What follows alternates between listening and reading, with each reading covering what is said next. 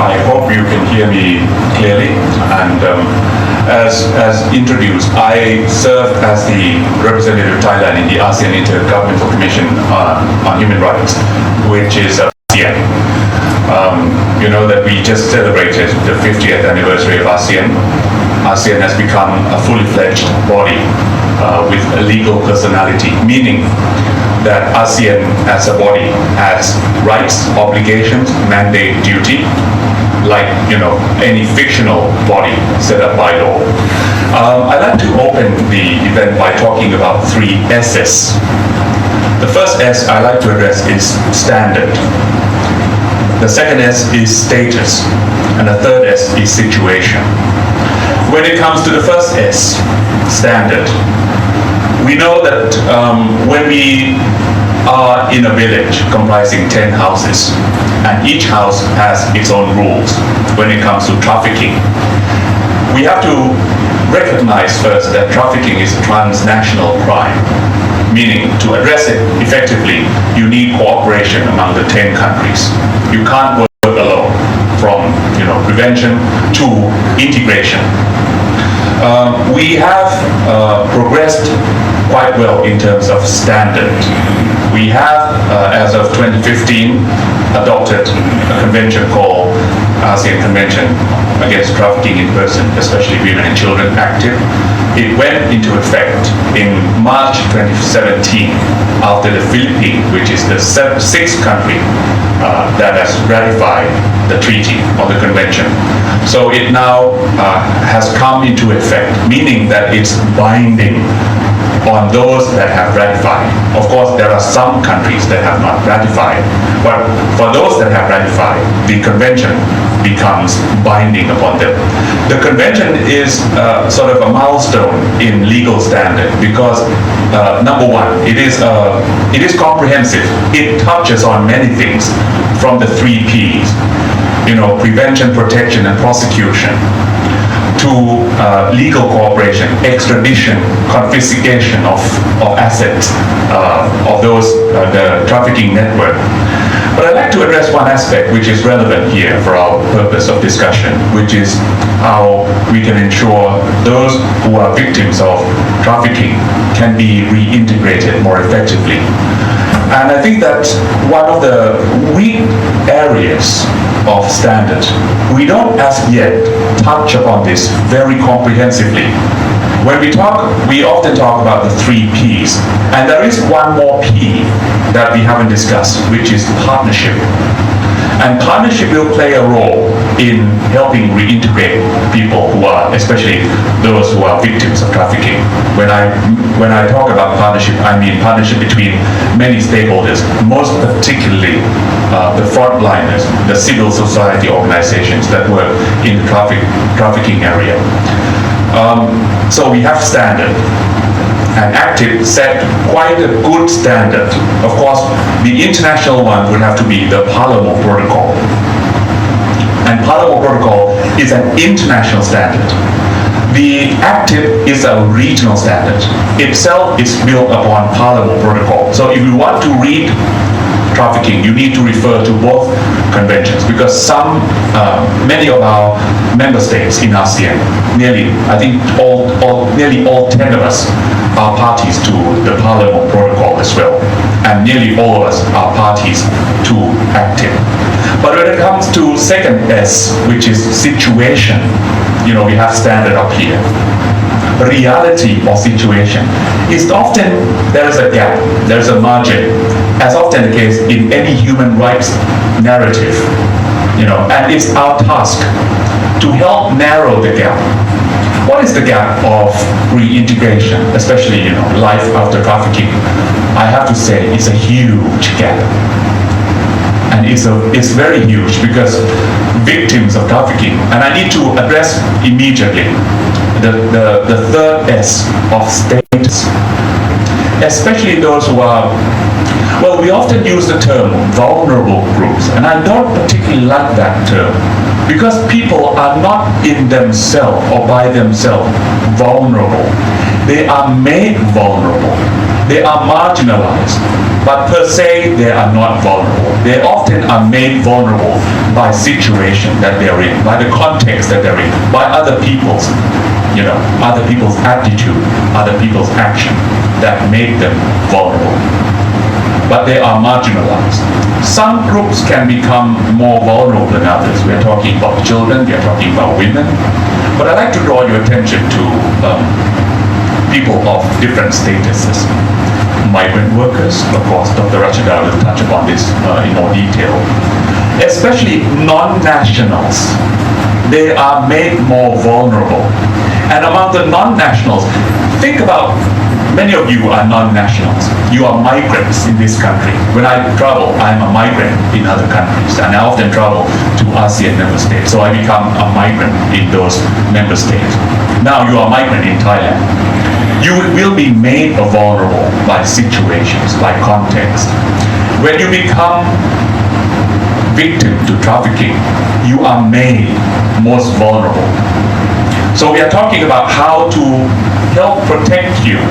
We have standards, situation may not matching the standard yet, but when it comes to helping victims reintegrate into society, particularly those that are non-national, migrant workers, especially those that have disabilities, they are more prone to be trafficked. Those outside of Thailand, and 2 days ago I was in Singapore talking about this crisis, plural, crisis in the Rakhine state, and it has spilled over to Cox's Bazar in Bangladesh. I wrote a brief reflection on a photograph from 2014. Alas, in 2014, there were 300,000 people in Cox's Bazar. They fled from Rakhine. Right now, there are at least 700,000 people fled from Rakhine. So, people of that group will be made especially vulnerable because what? Number one, they are stateless from where they live already. So, the traffickers eye this group particularly. When we talk about reintegration, we need to think realistically to where we are going to send these people. They have no home to start with. Yeah? So often when we talk about standards, we neglect to talk about this because it is very sensitive. Sometimes reintegration would mean that you need to absorb them into your society, and countries do not like to discuss about this because it means giving these people the right to work, the right of mobility, and ultimately we have to face the truth. If that particular person, woman or children, are not the national of that host state, we are talking about granting some sort of right of domicile, or ultimately citizenship even. And that is most sensitive to countries, especially in the Southeast Asian countries, a hotbed of trafficking. But I like to leave, and this is a brief introduction. I would be happy to respond to points of your particular concern. I'd just like to give an overview about these three essays so that you appreciate that the situation, it does not match the standard as yet.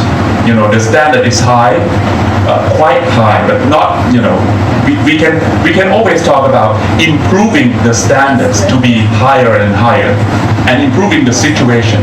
But we need to focus more about the situation in terms of status of those that are in need of protection.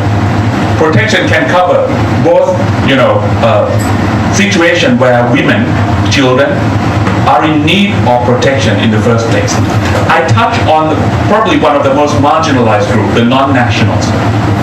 We need to also talk because we have, real expert who faced the situation herself. In this case, a national who are trafficked.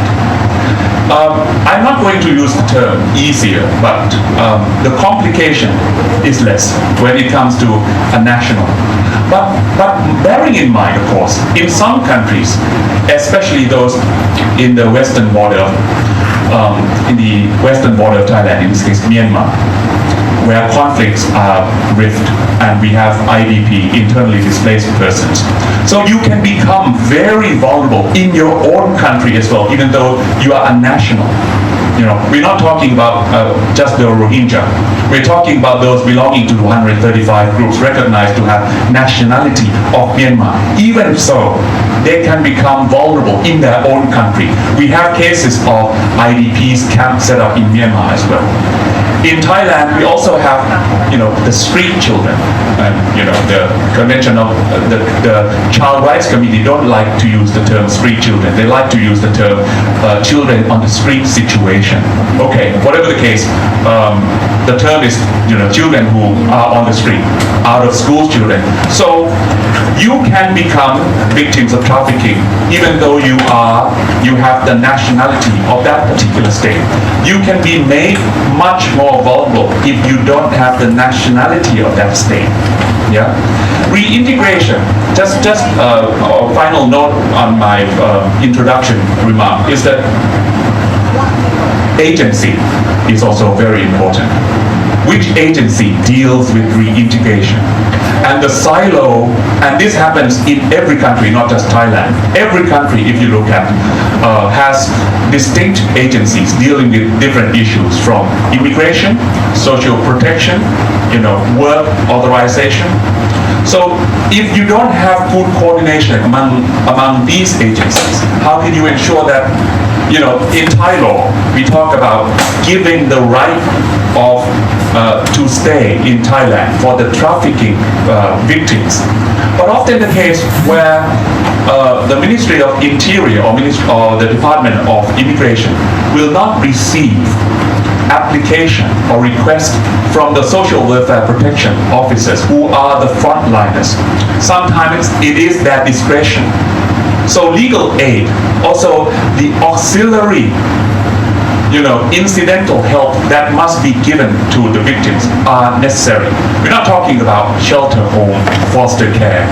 We need to talk also about these various mechanisms that will help comprehensively addressing the issue of reintegration. So I leave it at that for the time being. Thank you very much.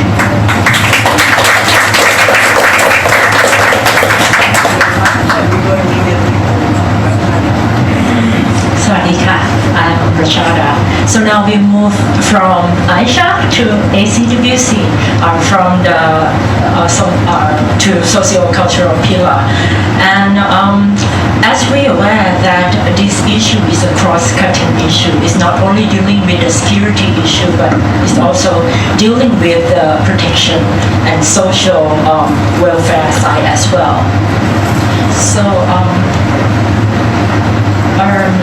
in the global mechanism, we also have the SDGs under Goal 5, the gender equality, and for the sub-goal is also mentioned and referred to human trafficking issue as well.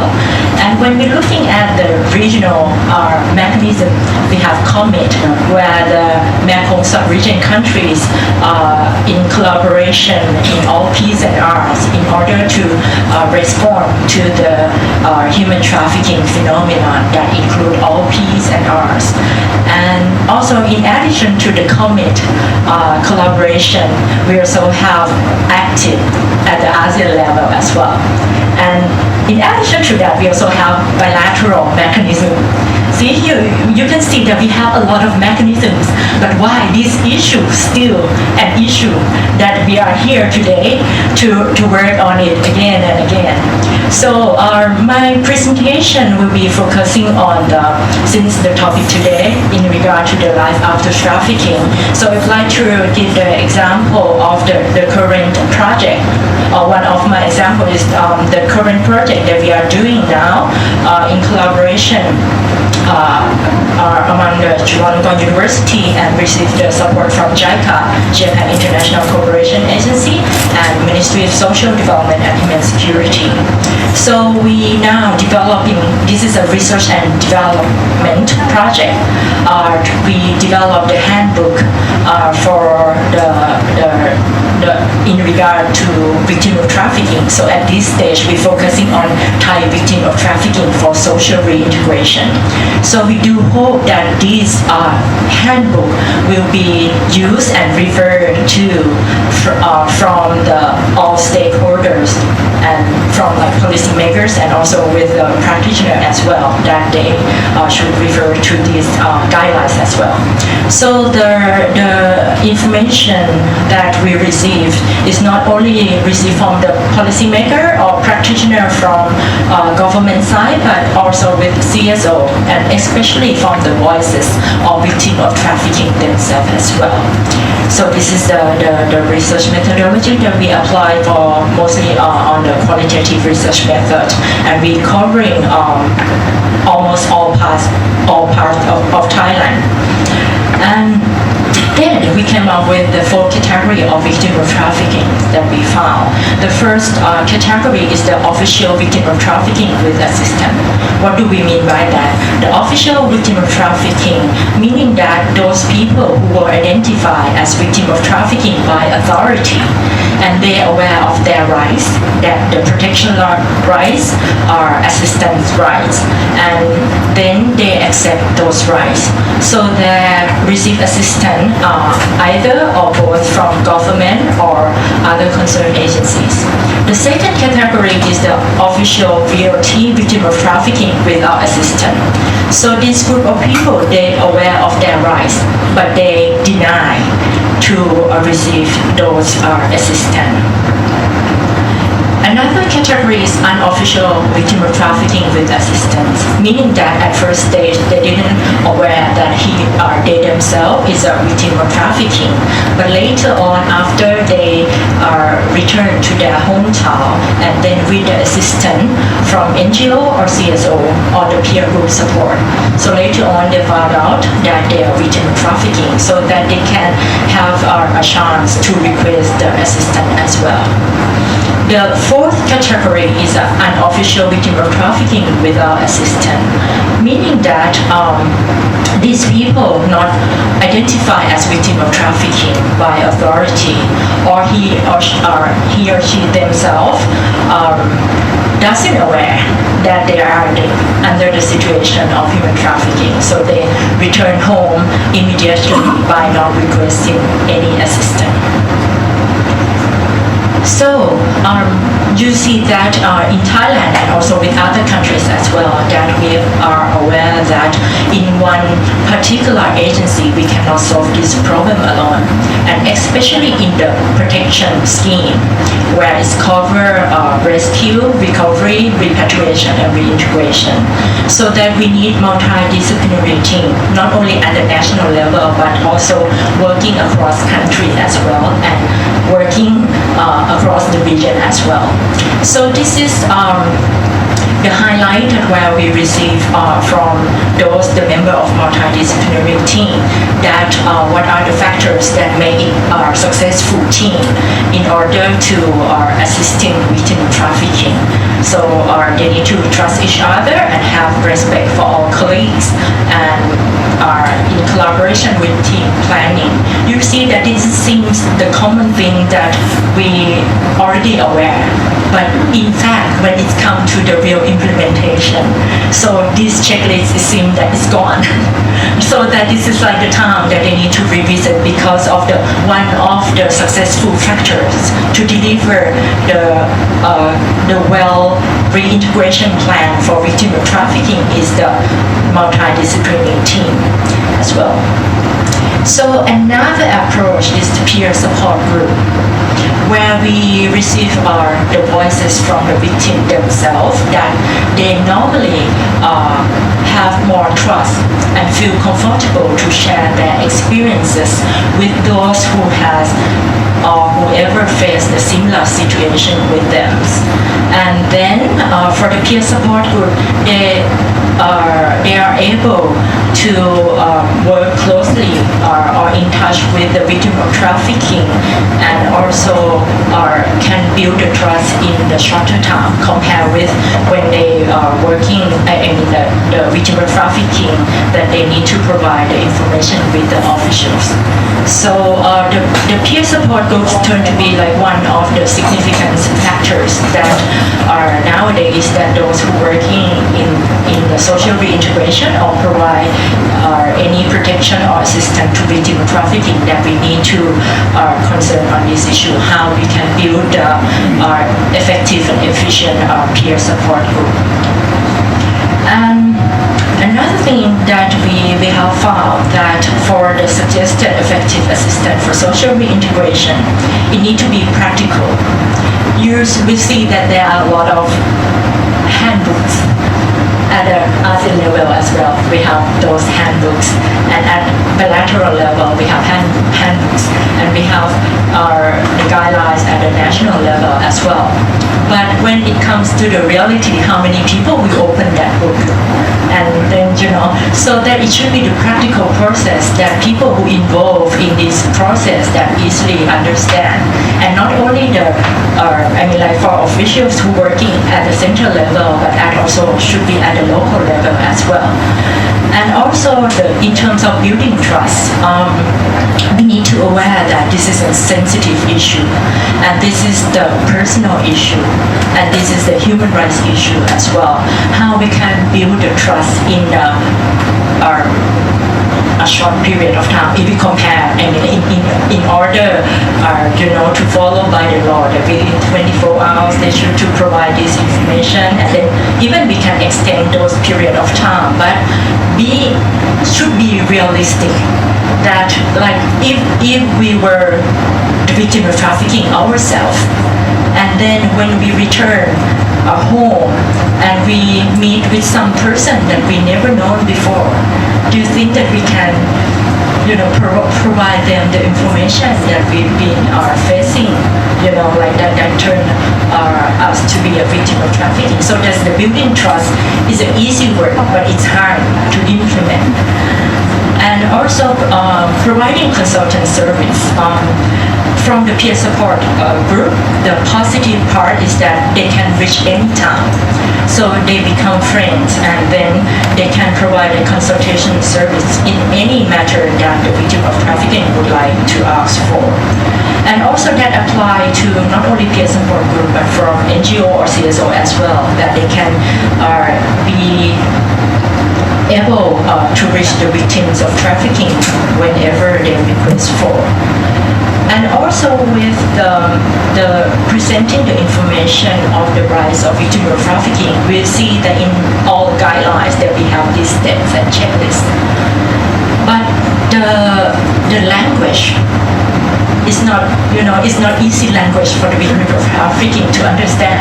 When we're talking about the rights of the victim of trafficking, so we have this list of, those statements, but in terms of how we can interpret those language into the common language that they need to understand.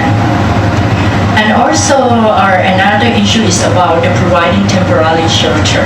So meaning that an alternative shelter in addition to the government shelter, if they would like to receive the assistance from the first or second category of the victim of trafficking. And also another important thing is the establishing of self-help group that provides socio-economic assistance as well. So this is the example from the peer support group from Thailand that the name is Live Our Life. So this is the example that how they build the trust, so that the person should be familiar with the victim of trafficking before he or she return home, and then enter into the social reintegration process. And that they need to ensure that those victims of trafficking, he or she is not alone, and there's someone who can provide assistance or the consultancy for them. And then they need to understand the rights of the victim of trafficking. Maybe it's not at the first stage where they meet the officials, but later stage the peer support group can provide those information at later stage, and especially with the language that they easy to understand. And the challenges and the concerns not clearly understand the process of social reintegration. So in this case, both the practitioner themselves, those who are helping with this reintegration process, they may not clearly understand their roles and responsibilities. And also with the victim themselves, that they may not get sufficient information in regard to the social reintegration process. So that's why some of the victims of trafficking deny to receive this assistance. And in addition to the victim themselves, at the community levels and the family level is also important in order to prepare the victim to successfully return to their hometown, or they can return to other places as well, that to ensure of their security and the safe of their life. And also the coordination between victim of trafficking and concerned agencies, this also are important, because victim of trafficking is someone that they can consult with, and also they can decide afterward that whether they would like to receive particular assistance. So meaning that once they return home, they can they can be as normal people, right? So this is one of the essence of the main objective of social reintegration. So they should not have the stigmatization. So they can be the normal person and then can live happily in their society, return to the society. So meaning that the existing social services that can provide to all Thais and others, that should be there, exist there. It's not only, we're not talking about the services that provide to only for the victim of trafficking, but the service that provide to all Thai. So this group of people can access to that service as well by not reviewing themselves that they are the victim of trafficking. So this is like at the government level that they need to concern that the existing service that we need to reach the standard that all our Thais or people here who living here can reach that can access to that services. Okay, and also with the regular monitoring and evaluation is also a challenge, that if we have the regular monitoring and evaluation, so that we will aware of what's going on and what are the reality that we are facing. And then during the planning process, one of the important things is that we should have the backup plan. Normally, persons working in this particular issue, they come up with one plan, but it's not always successful. So that we should have the backup plan for working on the social reintegration issue. So this is like the summary of the successful factors. So from the victim themselves and from all the stakeholders and the concerned agency who are working on this issue. And also the rights of victims of trafficking. So this is like all the human rights issue, that the rights of assistance are, these are the victim of trafficking in person shall not be held criminally. Rights to claim for compensation from trafficker. Rights to claim for compensation from funds provided for victim of trafficking. Rights to return home. Rights for specific groups, like for example, like for the women's right, children right, persons with disability rights as well. Okay, so as I earlier mentioned, that it's not only the individual issue, but at the community and the society issue as well. And then for the social reintegration, that should include the social services, economic empowerment, health services, and legal assistance to all the victims of trafficking who return home. So, and that also including for the restitution for victims of trafficking as well. So I will end at this time, and then we can come back in another round.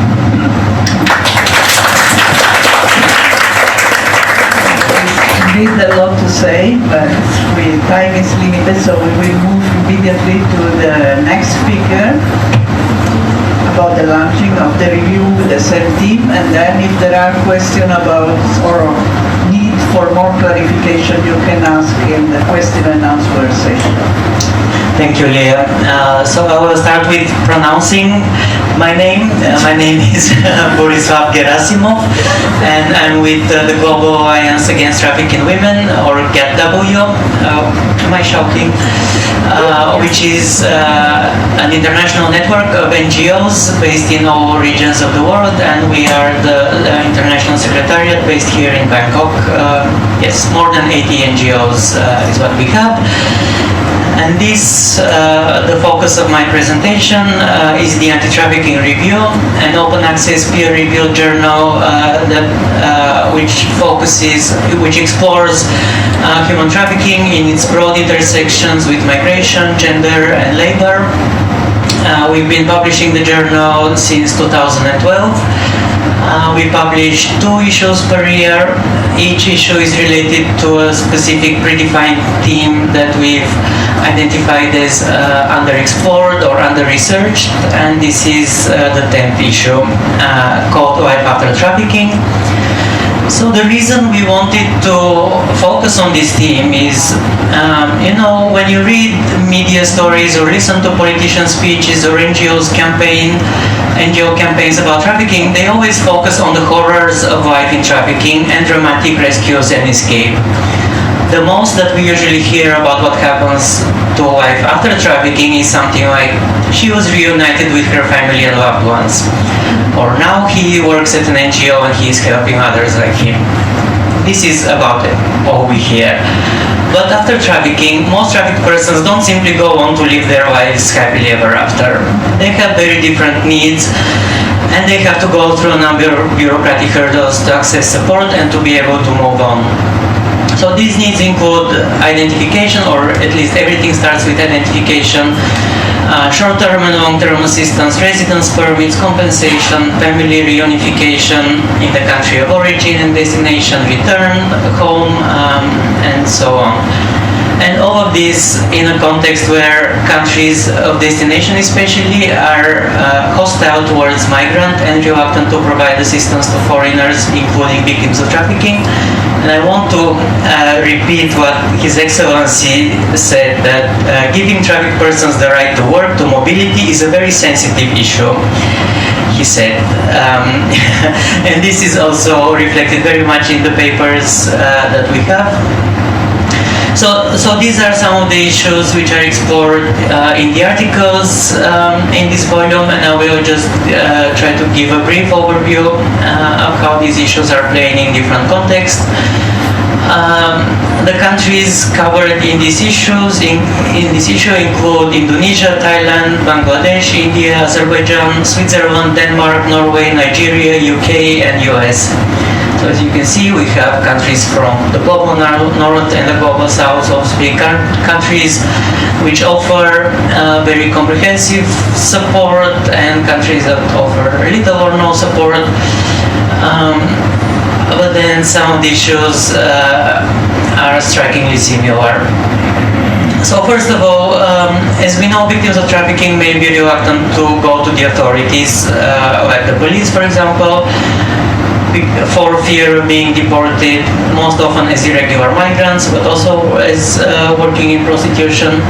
And this is pointed out in the paper from Denmark, which is written by an NGO working with migrant sex workers and victims of trafficking in Copenhagen. Those who are identified as victims of trafficking in Denmark are granted a 1-month reflection period, which can be increased to 3 months if they cooperate with the authorities. After 3 months or 1 month respectively, they'll be deported. So what's the incentive of these women to either identify themselves to the police or to cooperate with the investigation when the end result is the same, deportation? The issue of identification is also covered in the paper from Thailand, which is based on the experience of the Labor Rights Promotion Network, or LPN, with assisting returned Thai fishermen. The paper points to the complex definition of trafficking, which requires a whole lot of box ticking, as you all probably know. Was there coercion or force? Was there consent? What were the working conditions? Are you an irregular migrant? Are you a smuggled migrant? Are you an exploited worker? Are you a victim of trafficking? All these complicated issues that actually determine very much, or to at least to a certain extent, a person's fate. So they give the example in the paper of a young man who at the age of 14 was forced to work for 18 hours a day and suffering all sorts of abuses on a fishing boat.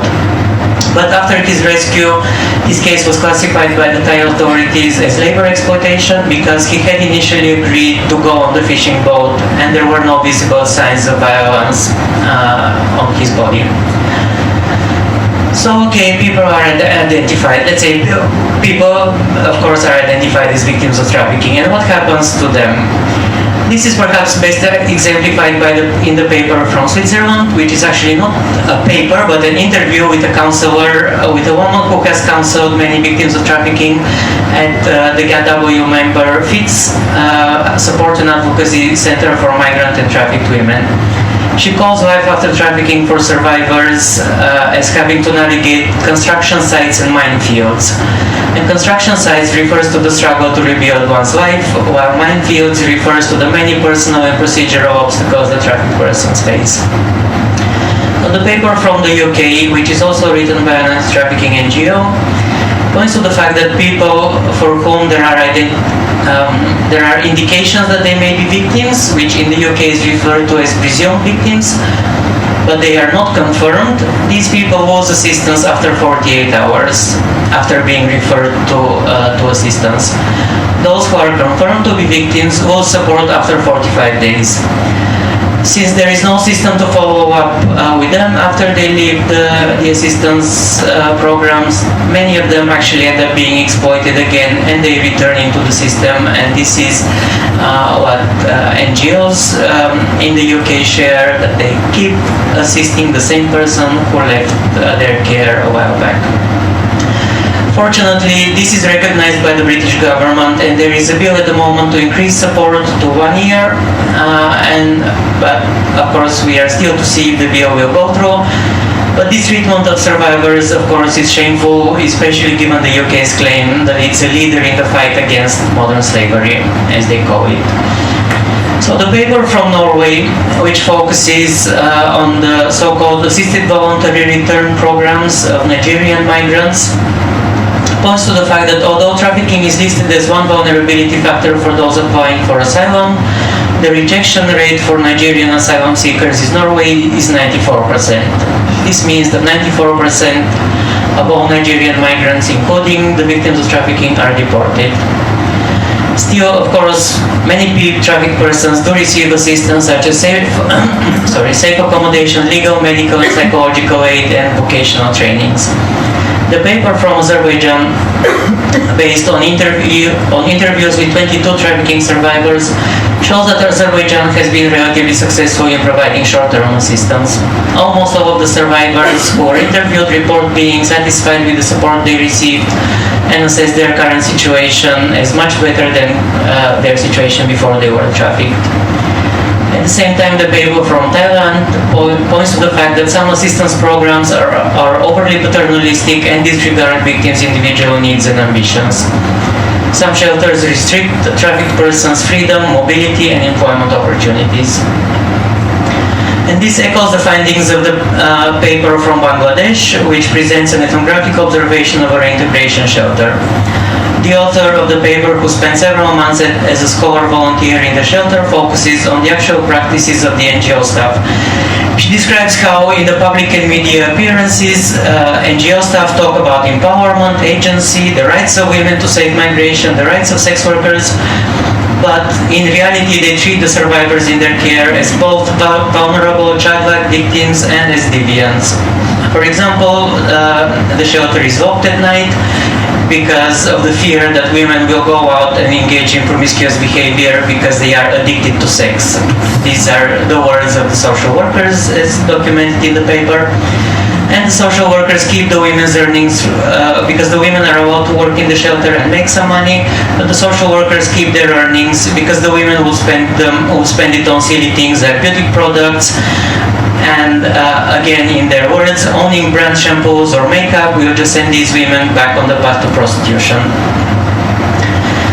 And the skills training that the shelter provides, such as sewing or knitting, practically guarantees these women a life of all-wage work in the garment industry. In Azerbaijan, some of the women had managed to find steady long-term jobs with the support of the NGOs, while others had only received job counseling. But as a whole, the paper stresses that long-term assistance has been less successful than short-term assistance in Azerbaijan. This, of course, has to do with the situation in the country, which has high levels of unemployment, gender inequality, and social stigma towards women who have been involved in sex work.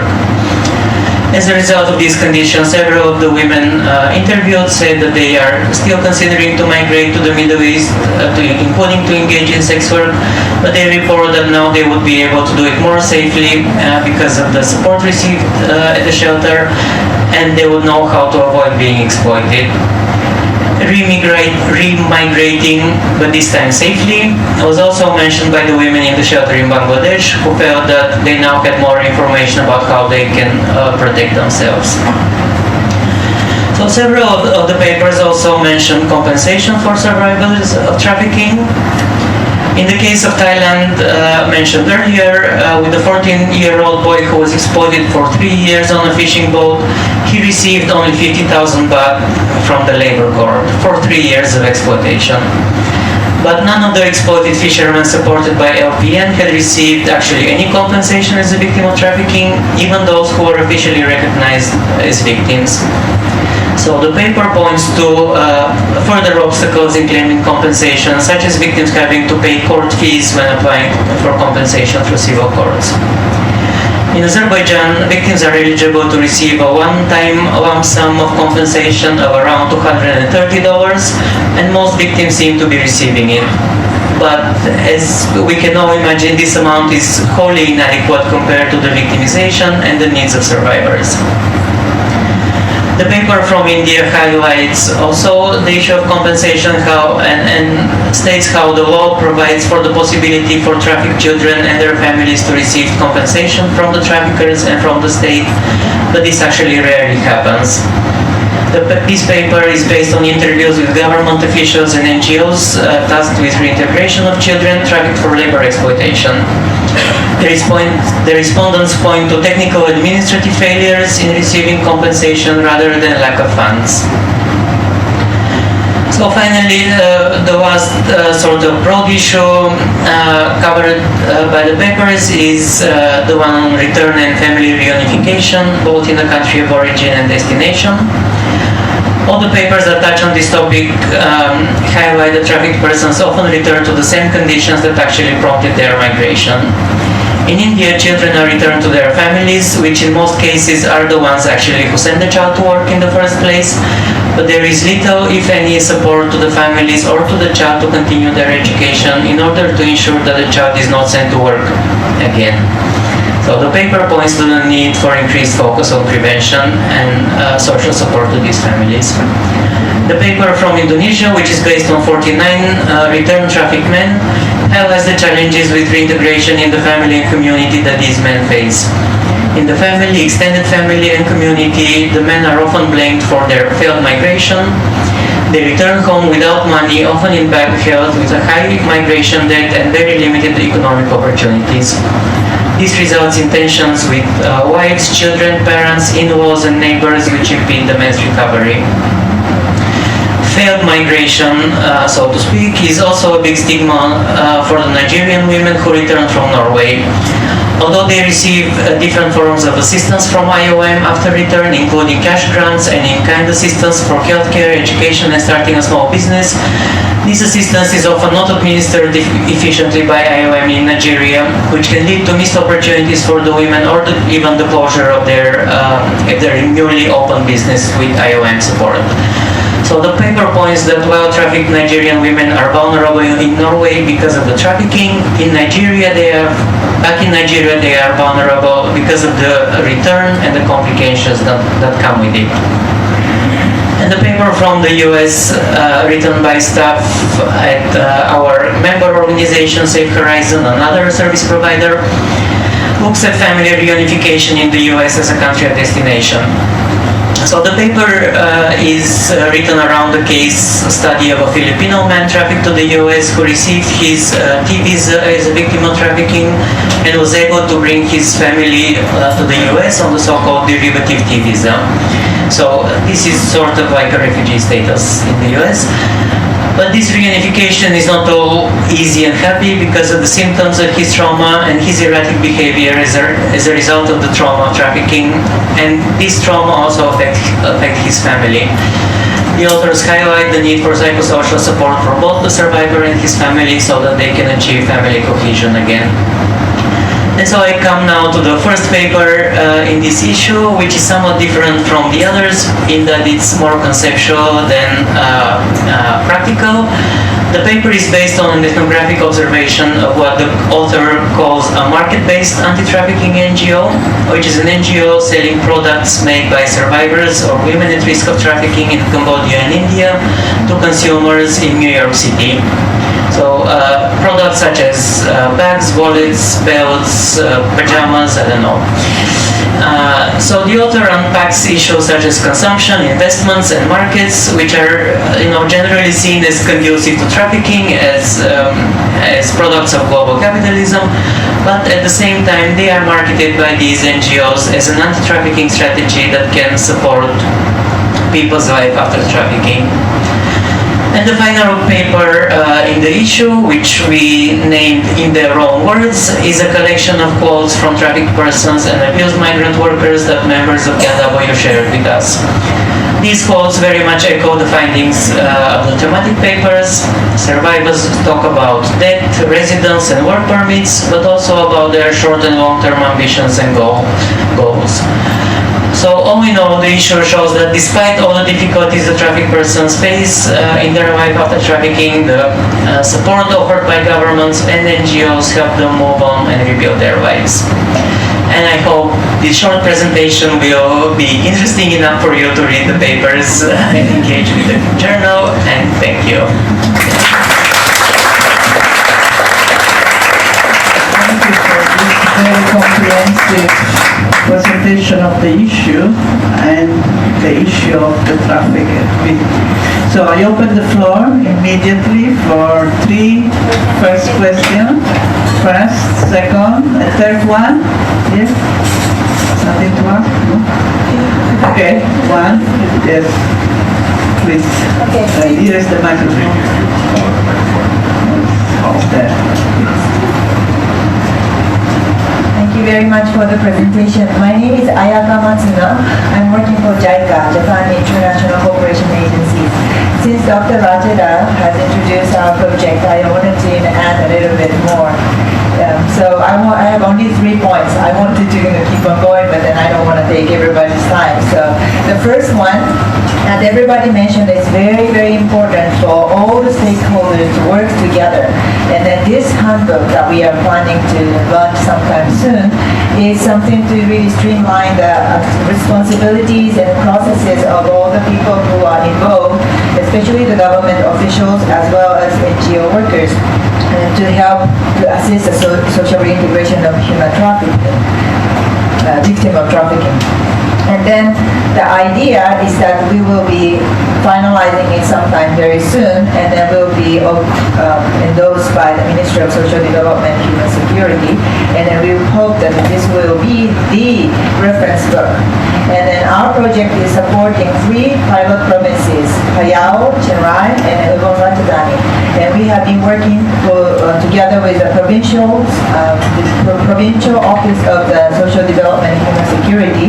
So we are going to have a utilization workshop, and we will actually do the mapping exercise of the resources available at each provinces. So the idea is for us to do only 3 provinces, but then the government will come up with a following up plan, and then they would like to introduce this handbook to the whole 77 provinces. That's number one. Another point that Dr. Rachada mentioned, and is very, very important, is that the 4 categories of victim of trafficking. And then the first one, those people who are officially identified, and then they acknowledge their rights, and then they accept the assistance. So obviously there is what the government or the NGOs can provide, and then what they want has still a very big gap. So we have to really narrow the gap, and then also we have to make it easier for the victims to access to those rights. That's number one. But the number 2, now we also working on the outreach. Those people who are officially identified victim of trafficking, but then they deny their rights because sometimes they just say, no, I don't have anything to do with government. That's their choice as well. So we wouldn't really force them, obviously, but maybe they don't know what kind of rights they have. They're not properly informed. They may not have information for them to think, okay, maybe we can be assisted in such a way that it makes my life a little bit easier. So we are working together with IOM to develop the information package called Welcome Home Package, and then we are trying to distribute as many as possible through the Ministry of Foreign Affairs and then all those embassies and consulates outside of Thailand, as well as peer support group LOL. And then we would like to reach out as many victims of trafficking possible. And then also she mentioned about a very important actor, which is a peer support group. Today we have the representative of peer support group, LOL, Kunmi is here, so I hope that we can have a floor for her. But one anecdote that I wanted to share is that only 2 days ago, IOM called us asking what to do, where the shelter could be for this person who just recently came back from Denmark. And she is a transgender. He is actually she now. But then from the government shelter, we have women's shelters, men's shelters, and family shelters. So there was a possibility to go into the family shelter, but then maybe she was not really comfortable in there. So we thought, okay, maybe we can ask LOL to support. And then Kuni stepped up, and then she tried to find a shelter, and she found one for him, for her. So that's one thing that I wanted to point out. So it is very, very important to engage peer support group. Thank you.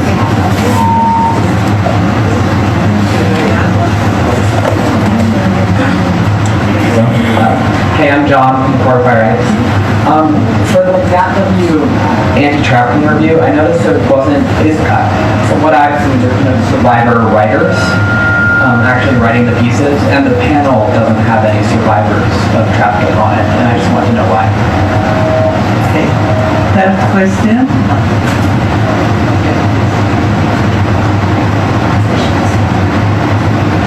Thank you so much for these really interesting presentations. My name is Julia Bulls. I'm coming from Vienna, Austria, and I'm just here because I'm also a board member of KW, and we were so really happy to be here at this presentation. I have a couple of questions, and one is which already came to my mind now. When both of you have been talking about cooperation and what is needed that everybody was the same way. I know that in about 2 weeks there will be a training here in Thailand done by ICMPD, also for governmental officials and NGOs together. And I wonder if there's any exchange of this project together with that one. And I know it's already the second training, and there will be a third training on how to deal with trafficking situations. This would be my first question. And the second one, it was like very interesting that you stressed out the crucial point about how countries receive migrant trafficked persons coming from a destination country and knowing out of our practical experience that this is the biggest battle what we have to do, and also especially when it's connected with this difficulty what you stressed out also is accepting assistance. And it always has to be focused then what is the assistance which is offered. Is it one of these what I perceive quite often as one of shelter is enough. There is a shelter, a place to recover for a couple of days, months or weeks, but that's it. And out of our experiences, it is shown that the basis of it, I think it's very important when you stress that also in your research is that there is the legal right to get legally access to everything what is needed. And always talking out of the perspective of a country of destination, without the right to stay, any other rights is not that it's not useful. So I would like to also question you about the governance and all the articles from the Anti-Trafficking review, like very going around these possibilities or not possibilities in really having a long-term perspective in having a decent life. Okay, I think maybe, do you want to comment? Since you have been called, right? We have a representative of the peer group organization, so maybe somebody's translating or in... Yeah, I think one of your questions you can respond in order like for the victim trafficking, what they really need in addition to the shelter or legal assistance.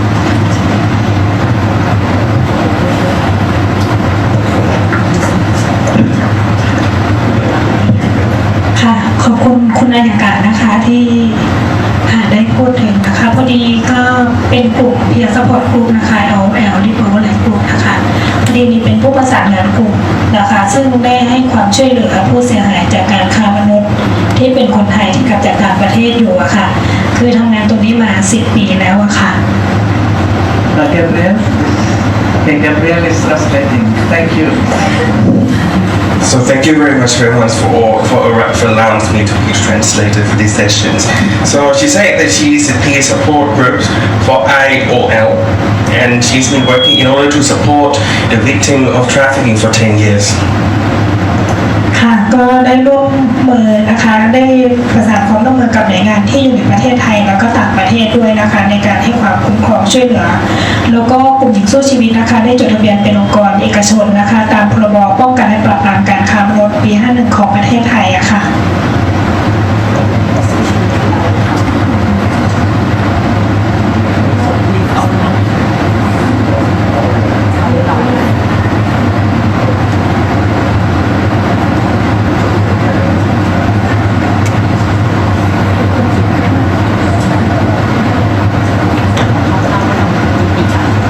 So she has been cooperate with Thai sectors, including the international organizations for Live Our Life project, which has been ratified in 2011 based on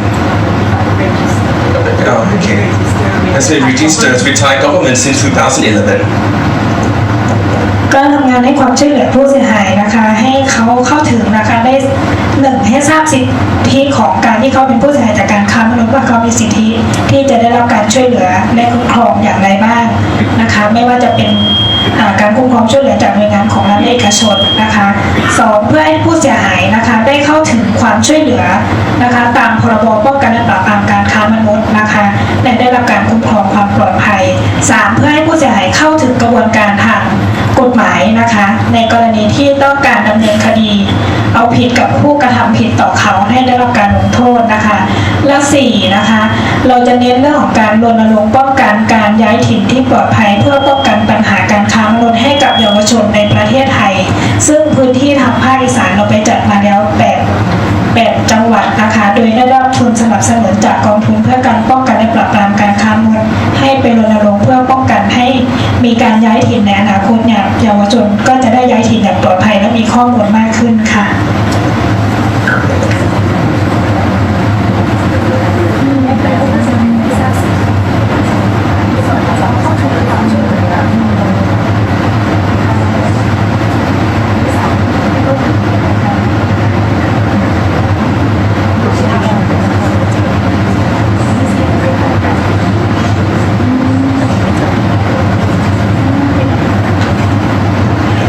Based on the fact that she's been working for the victims of trafficking, so the way she's been helping these people is based on the fact that the first one is to be the supporters and protectors for the victims of the trafficking by incorporating the assistance from the public and private sectors throughout Thailand and international organizations. And the second one is to help those victims to access to the assistance from all stakeholders within and outside the countries. And the third one is to help those victims to access to the legal issues for them to be protected against the being of the victims of trafficking. And the last one is to campaign the safe migrations for Thais, for youth in Thailand to be especially in the northeastern part of the countries.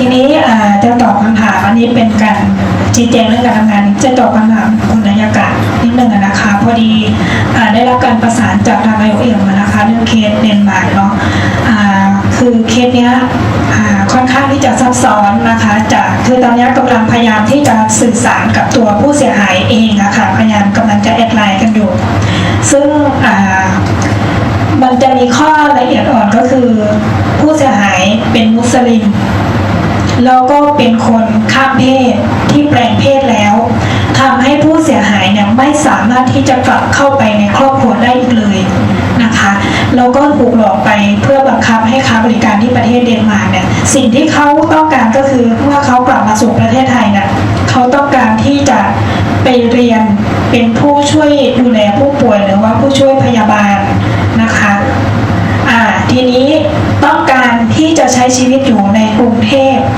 กับกลุ่มที่เป็นเหมือนพวกเขาเช่นพวกข้ามเพศเหมือนกันที่เป็นกลุ่มไหนก็ได้แต่ว่าต้องการมีเพื่อนที่คอยแนะนำในการใช้ชีวิตอยู่ในกรุงเทพเพราะเขาไม่เคยได้เข้ามาแล้วก็ใช้ชีวิตอยู่ในกรุงเทพเลยเขาได้ยินแต่คนพูดมาตลอดว่ากรุงเทพมันน่ากลัวนะคะทีนี้เขาก็เลยต้องการหาหน่วยงานที่จะซัพพอร์ตที่เขาจะไปอยู่ร่วมได้โดยเรื่องของค่าใช้จ่ายอะไรเงี้ยอาจจะแชร์กันแต่ว่าต้องการมีเพื่อนที่เป็นข้ามเพศเหมือนกันอะไรเงี้ยค่ะทีนี้ก็ตอนนี้ก็ยังอยู่ที่ประเทศเดนมาร์กซึ่งรอการที่จะส่งตัวกลับมานะคะแต่ว่านี้กำลังประสานกับทางกลุ่มฟ้าสีรุ้งเพื่อที่จะประสานหากลุ่มให้เขาวิ่งในการที่เขาจะไปอยู่ด้วยกันนะคะแต่ทีนี้ก็ต้องมีข้อมูลของเขาเบื้องต้นเพื่อที่กลุ่มสมาคมฟ้าสีรุ้งเนี่ยเขามีหลายกลุ่มหลากหลายกลุ่มเขาก็ต้องดูก่อนว่าใครที่จะอยู่กับ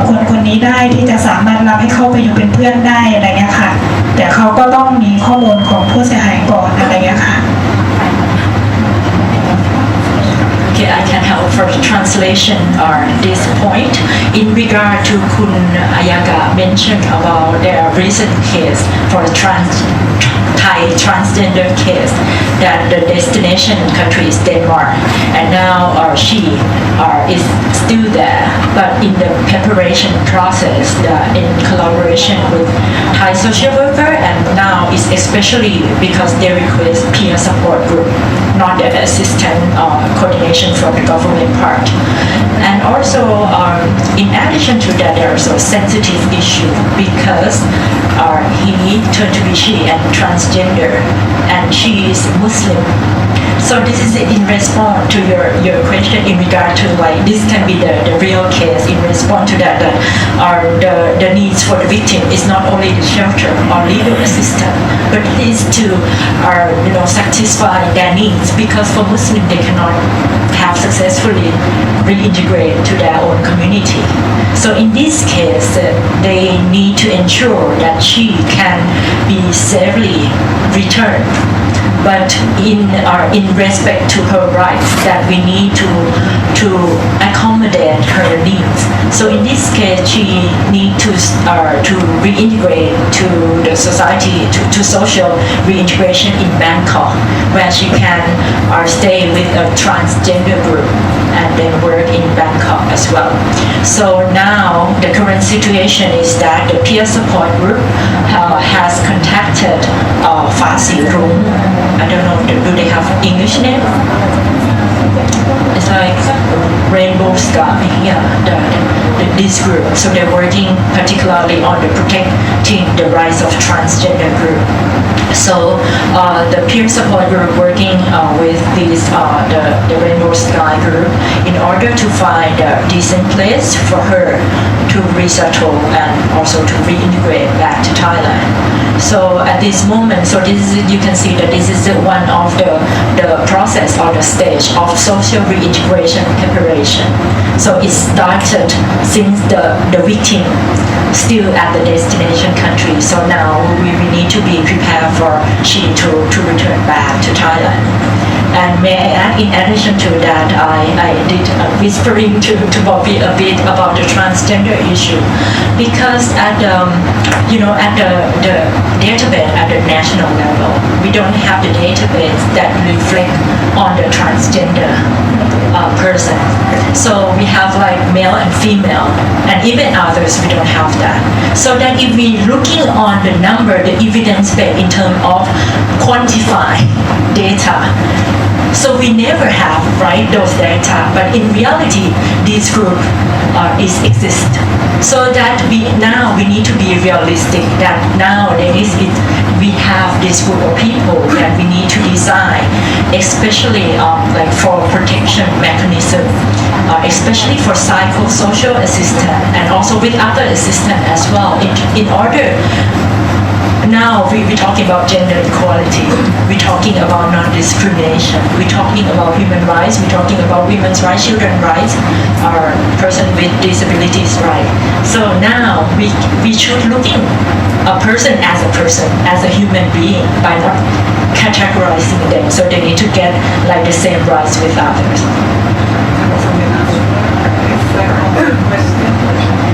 And how about others? Do you have any reflection from the question from this question? There were three questions. One about why there are no survivors. And then the first one, I think, was just a comment, right? And the third one about which place right to live in a country for victim trafficking. I think it's very important. So you want to say anything about that?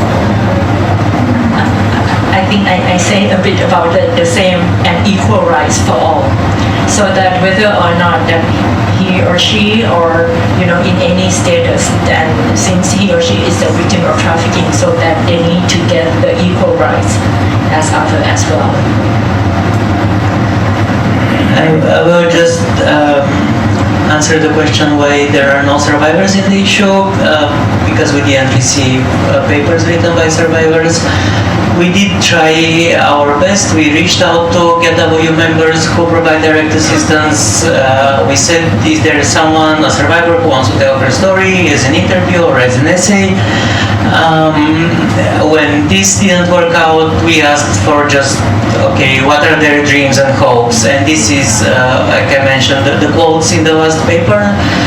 At the end, this is what came out. So these are the voices of survivors, even if only very brief. You should contact the Survivor Alliance. We just set up out of white flag. I probably didn't know about them.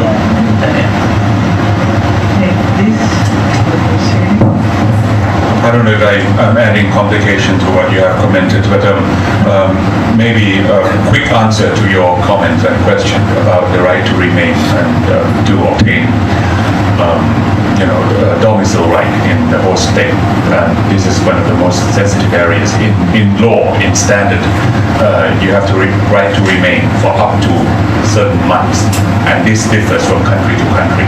We're talking about 48 months at the longest. At the end of the day, you will be deported because you are non-national. Yeah?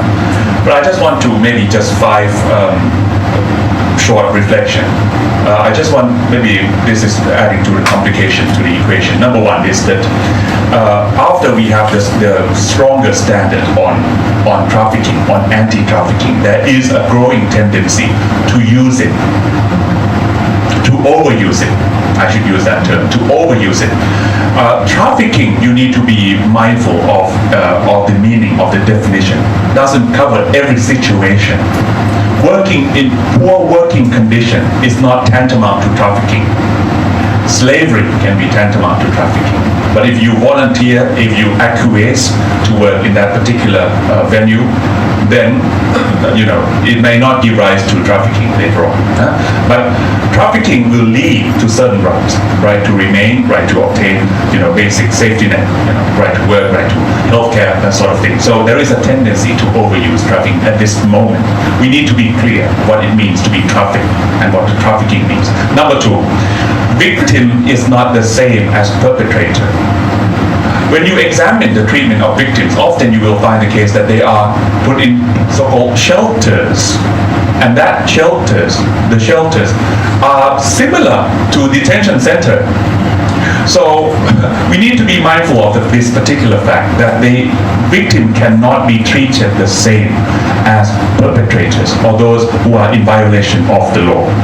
Number 3, there is special case for those victims who have acquired diseases, HIV for example, or impairments.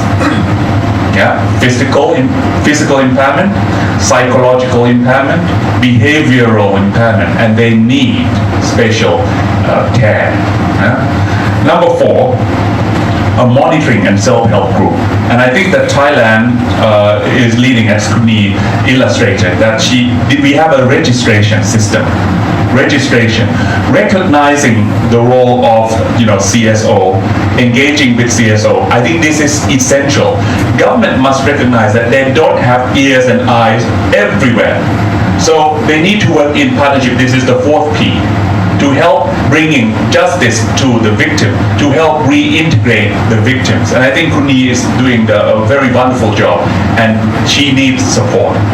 Yeah, government can provide her with that kind of support, but recognizing, but monitoring her work is also essential to make sure that it's up to standard.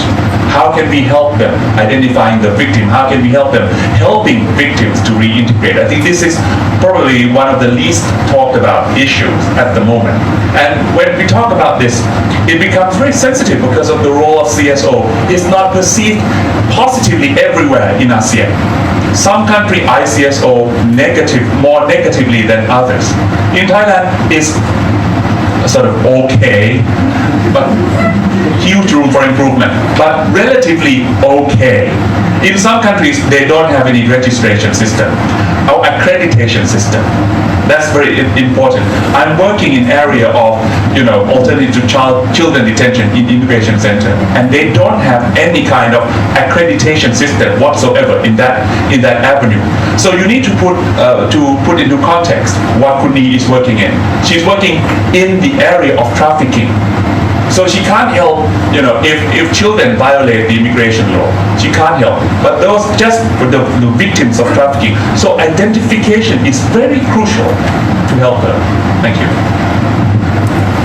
Okay, I want to give a last opportunity for pressing question. Please be brief. Anyone? Okay, now last chance. Okay, just one, and then I will also ask a question. Okay. So my question is about peer support group. How much connection is there, like at that level, with other ASEAN countries? Like, does it kind of, and how does it work if you have a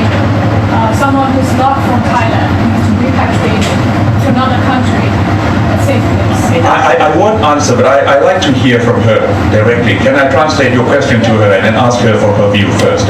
คุณนีเขาถามว่ามีความร่วมมือระหว่างประเทศอื่นไหมในอาเซียนด้วยกันเองเนี่ยคุณนีพอจะตอบได้ไหมว่าถ้ามีเหยื่อจากประเทศอื่นอยู่ในประเทศไทยคุณนีมีเน็ตเวิร์กกับประเทศอื่นไหมค่ะจริงๆมีทำงานอยู่ร่วมกับมูลนิธิผู้หญิงนะคะก็จะช่วยทั้งลาวพม่าแล้วก็กัมพูชาแล้วก็มีชาติอื่นๆด้วยนะคะอุซเบย์อะไรเงี้ยค่ะที่เป็นผู้เสียหายที่มาประสบปัญหาอยู่ในประเทศไทยแล้วร้องขอความช่วยเหลือมาที่กลุ่มหญิงสู้ชีวิตกับมูลนิธิผู้หญิงนะคะเราก็ให้ความช่วยเหลือเหมือนกันกับที่ช่วยคนไทยนะคะแล้วก็ตอนนี้ก็ยังช่วยเรื่องของเคสที่ถูกหลอกมาแล้วก็เป็นผู้เสียหายจากการค้ามนุษย์เป็นเคสเอธิโอเปียค่ะก็ตอนนี้มูลนิธิผู้หญิงก็ยังดูแลอยู่เพราะว่าเราเคสเนี้ยก็กลับประเทศไม่ได้เหมือนกันก็ทำเรื่องประสานเรื่องของไปที่ UN เพื่อจะขอลี้ภัยซึ่งตอนนี้รอที่จะไปอยู่ก็กำลังให้เรียนภาษาอยู่ค่ะจริงๆก็ช่วยทุกประเทศนะคะแต่ว่ากลุ่มของนี้เนี่ยจะเน้นก็คือเรื่องของคนไทยแต่ว่าทุกชาติที่เข้ามาเราก็ร่วมกับมูลนิธิผู้หญิงช่วยทั้งหมดค่ะCan I to translate? She's actually helping everyone, the victims in Thailand, those from far-flung places like Laos, Cambodia, Uzbekistan, even Ethiopia. But most often she focuses on the Thai victims. Yeah, but she's helping everyone. I like to add on her comment to say that there is no concrete networking within the government in terms of repatriation and return of victims. At the moment, there is none. There is mutual legal assistance framework in terms of extradition, that sort of thing. We're just scratching the surface at the moment on how to provide. I'm working on legal aid as well. And that may be the frontier that we need to explore further, how we can actually institutionalize. And legal aid can be very sensitive when it comes to and legal aid can apply equally to victims of trafficking. So when countries, I don't want to name countries, but many countries don't provide legal aid to non-nationals. But when it comes to trafficking, interestingly, you are mandated to help them regardless of their nationality. So first protocol is to identify whether you are a victim of trafficking. If you are such a victim, you are entitled by right, in accordance with the law, active in this case, that they must be helped. But if in other cases, normally like family law issue, and you are irregular migrant, not subject to trafficking, you are not going to be helped at all. But if you are a victim of trafficking, then there is certain help that you are entitled to. So differentiation, identification is essential, like I said. But Kuni is doing a marvelous job. But I wonder, about the sustainability of networking that she would have. She needs to link herself with countries, government like Laos, like Malaysia, and like Ethiopia. It seems there is some pressing question. Yes, please. Can you speak to the microphone? I cannot say no to her. I know she's a powerful lady, so okay. Thank you. I just would like to continue the debate what you already started, also combining it with the case which was not presented as like the returnee from Denmark, which has a transgender background. We are, as an, again, mentioning as a country of destination, we had been working a lot with this field also on safe and voluntary return. And we are focusing on the voluntary return. And we build up, and we will publish soon new standards on that. It will be published in June. We build up that any decision on a voluntary return can only be taken if there is a right to residence. Because if there's no right to residence, it's not voluntary. So my question would be now, this person who has to be returned from Denmark, is this a voluntary return? And how you, then working with this case from the country of origin, can be supportive in finding out and support, and because I know the politics of Denmark and I assume it's not a voluntary return. So this is my assumption behind. So what is the possibility of being supportive with that? Because I assume this is a kind of re-traumatization of a person. And in this sense, I know that international law says there are specific rights for trafficked victims, which is not for migrants in general. And we are debating about the clear definition of trafficking, since we have the Palermo Protocol and we know exactly consent is not a category. Yeah? So whenever you can't consent to exploitation. So then we are in this field of what is voluntary or not. And yes, and therefore this is one of the critical issues in the sense of what is, there's exclusively rights for trafficked victims, which is not for all migrants. But we are lobbying for that since ever, that I think we contradict any support if we limit it in, okay, you can stay here for a week, a month, 2 years, but after that you're deported. And our experience in our country says, if we want to have volunteers in being happy that they are rescued, then it can't be made conditional on, yes, you can relax yourself, but then go away. Can I do my last question? Because my impression is that the overuse of trafficking is also because of governments. In the sense, if it is trafficking, you are repatriated. And very quick in the case of Southeast Asia. I'm talking about ASEAN. ASEAN governments are very eager to talk about trafficking, but when it comes to migration and protection of migrants' rights, safe migration, residency after 10 years work in a country, then impossible. Or even autonomous migration for unskilled labor. But when it comes to trafficking, it is much more enthusiasm on the side of governments to talk about trafficking, because indeed the solution is repatriation rather than allowing this migrant to stay in safe condition in a country, which would be for safe migration, right? Because if we talk about safe migration, then you improve the condition of the country and eventually they stay in that country with safer working conditions. Right? I mean, that would be the policy response. So is this overuse of migration, of trafficking that you are using, is it really because there are more benefit, or actually there are less benefit for the victim? Because even if they like to stay, after they overcome their trauma and all the rest, they are not allowed. It's a straightforward case, more than for labor migrants. That's just to add to the complicacy of, for ASEAN. Yeah? Can I quickly respond by saying that if I was a lawyer of a victim, my first port of call was to argue that she or he was a victim of trafficking, because that particular person will be entitled to protection higher, much higher than normal migrant. Migrant, you have nothing, you have no protection unless that particular person subscribes or ratifies the United Nations Convention on Migrant Workers and their family members, which very few ASEAN member states, just two at the moment, have ratified. Thailand doesn't ratify that particular convention.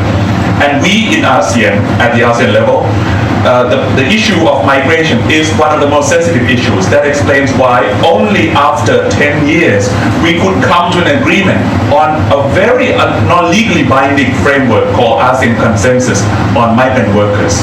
It's not legally binding. After 10 years, we have declaration in 2007. Only in 2017 we could organize and we could come to an agreement that, okay, now we can subscribe to certain sort of agreed standard, which is not binding. I don't know why we dedicated ourselves to that kind of futile attempt to having something which is non-binding. But anyway, this can be referred to. But the point is, it's an advocacy technique, and it's helpless. I would say to you after you leave this room, maybe the take-home message is, when you see a person as a victim of prostitution, forced slavery, poor working conditions. Yes, why not stick the label victim of trafficking? Because that would give that particular person, and proof will have to be made later on. Well, but I heard in a meeting 2 days ago that now they're thinking about sending the victim back home first and then do the court case later. So I'm not aware of that particular incident, but what came to mind is that if you are a victim, then you are subjected to the speedy trial. You don't have to be in the country, so the court will even give you an expedited procedure whereby you can testify through webcam, for example, and we are developing that. So you don't have to face the perpetrators. The court can sit in camera, in secret, between you, the court, and the victim, or the victim long distance via webcam. That's how flexible the legal system has become in terms of accommodating the need of victims as well. stay in the country. Of course. Yeah, okay. Final comment? Okay, so in addition to what Dr. Seri earlier mentioned in regard to the ASEAN, I would like to provide additional comments under the regional level, under the ASEAN, we also have common and bilateral. So in terms of the speedy trial, actually in the past, it was a challenge on this issue because there were lots of, for example, lots of victim trafficking who from Myanmar in the shelter at that time, like almost 8 years ago, like 300 victim trafficking who are the Myanmar nationality were at the shelter. So that at the practitioner level, we also have bilateral MOU on anti-trafficking with Myanmar. And then within that, they also have the case management meeting where they're raising what are the root causes of this problem. And one of that, we always heard that is about the prosecution process of the Thai side. But in fact, in addition to that, the Thai side also adjusts these to have like pre-trial testimony so that they can be able to speed up, the victim so that they can return home. But once we solve this problem, the victims still could not return home. So they track what are the other root causes. So they found out that the nationality verification was another root causes of the delay of this repatriation process. So at the practitioner level where they attended the case management meeting, so they reported to the policymaker level at Naypyidaw at that time. So that they turned out to have the policy that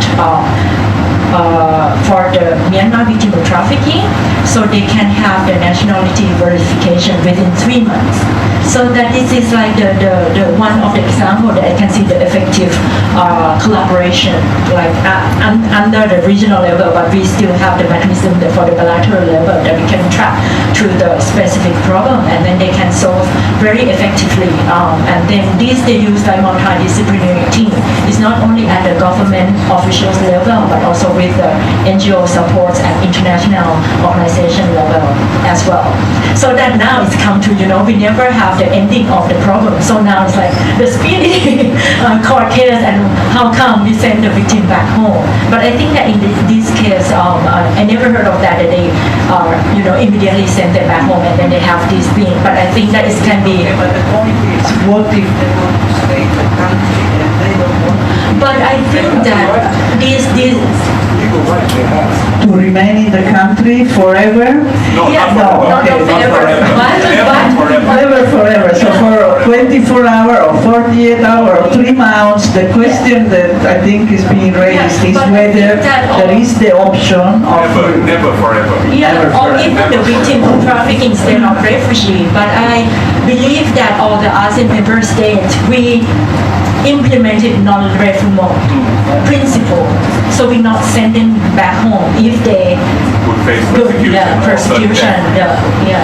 I think this is a good conclusion for today, because tomorrow we are going to discuss exactly the refugee situation, whether indeed they are returned on their own initiative, or maybe there is some pressure there, we don't know. We will know tomorrow when we listen to the next panel at 5:30 on the issue of protection or security.